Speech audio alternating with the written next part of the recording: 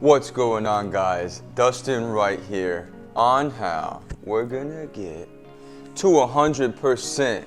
So today we're gonna go ahead and smash the like button, turn on your post notifications, and please subscribe to the YouTube channel so I can help you get closer and closer to 100%.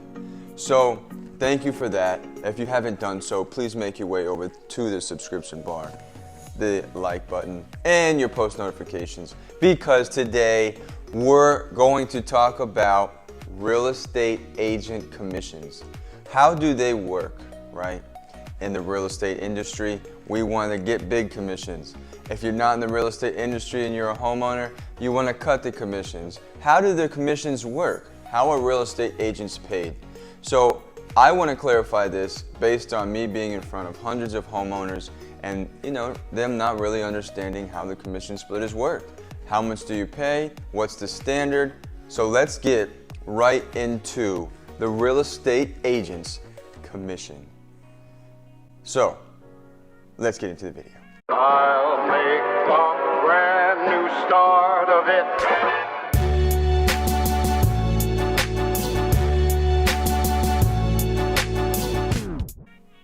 Okay, so the real estate agent's commission, right? There's two different possibilities of paying a commission, right? You have a buyer agent and a seller's agent, right?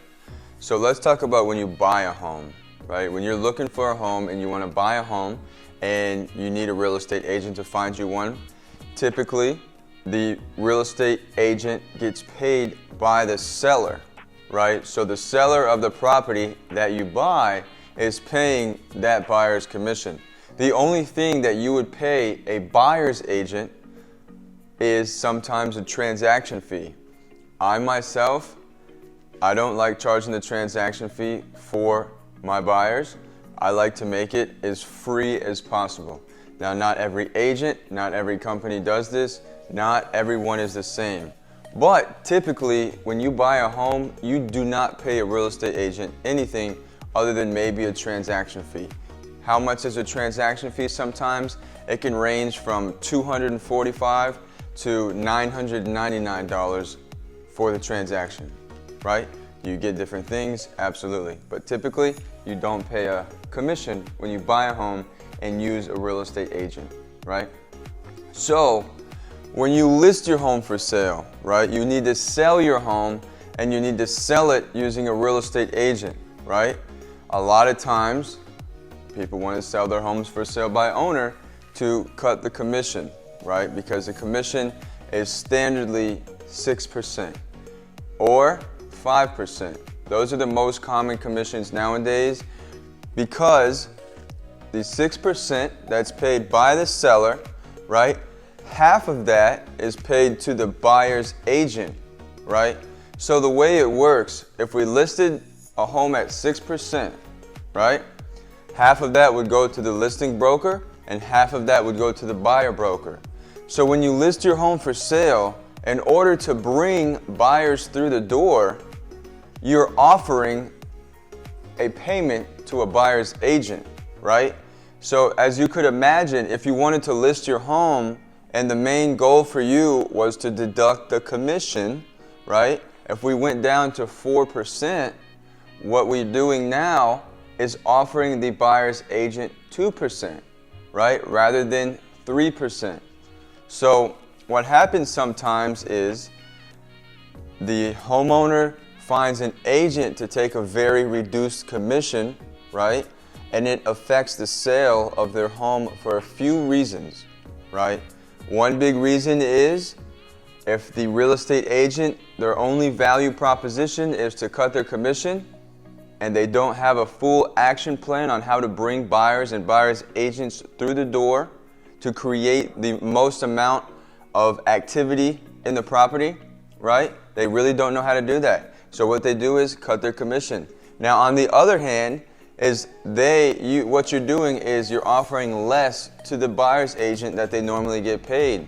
So the question is, would that buyer agent show your home or another home that they're going to get paid a little bit higher of a commission.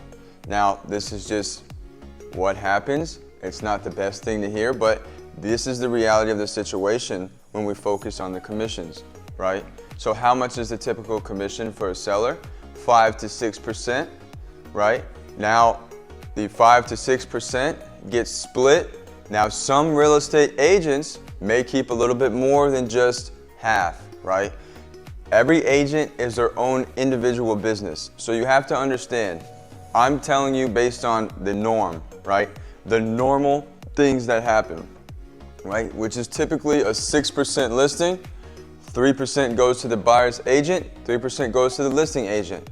Well, why does the seller get stuck paying commissions and the buyer's agent doesn't? Well, or the buyer doesn't pay a commission. Well, that's just how the cycle has always been. When you buy a home, you don't have to pay. When you list a home, you do have to pay. And that's just the real estate industry, right? Now there's a couple of different avenues. You have a bunch of different brokers out there, flat fee service, this, that, the other.